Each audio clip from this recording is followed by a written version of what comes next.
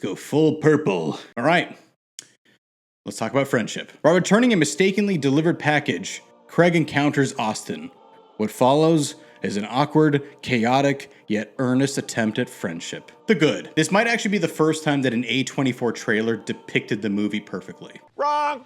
Okay, maybe it's not the first time, but you know, like in the last 5 years, I don't know, they're really not good at cutting trailers together. It's like they're cutting trailers for a main audience for a movie that is not meant for, you know, a main audience.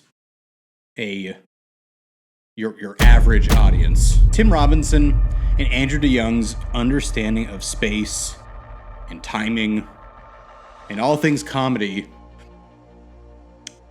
is what makes this the perfect comedy. It needs to be studied.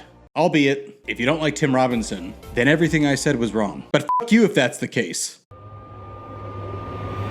While it doesn't break the mold in storytelling, it does play to the strengths of each and every cast member and to the question, what if we decided to do this? And then what?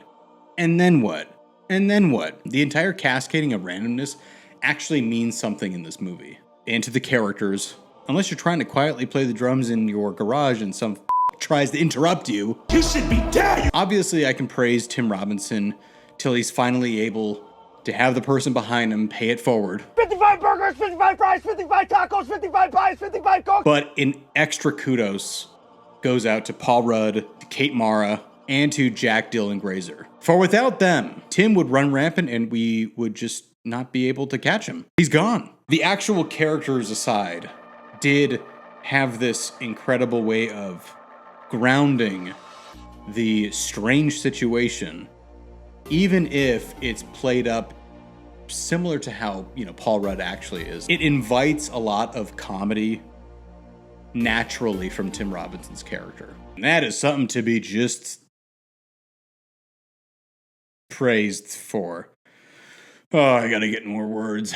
The bad. You know, as I was trying to write this, I was trying to write something that I really didn't like. But the problem is this, is that I really enjoy Tim Robinson. Biased opinion. So I think that having an extended skit, you know, for such a long period of time, I think that would have been something that would be considered the bad, but it didn't have that. It had these moments that were able to pause and give you the breather and help you understand the story. The bad would be like if I took it from the perspective that I didn't like Tim Robinson, which I'm, you know, why the f am I seeing this movie in the first place? There is no bad. That's what I'm going to say. That's it. I loved this movie. Overall. You know, the film really highlights the difficulties of making friends. So much so that you'll actually emphasize with Craig Waterman. Even though if you were in that situation, you'd think it's a little too much, you know, for some random dude in your group of friends that you don't really know, eating soap in front of you to make up for some roughhousing.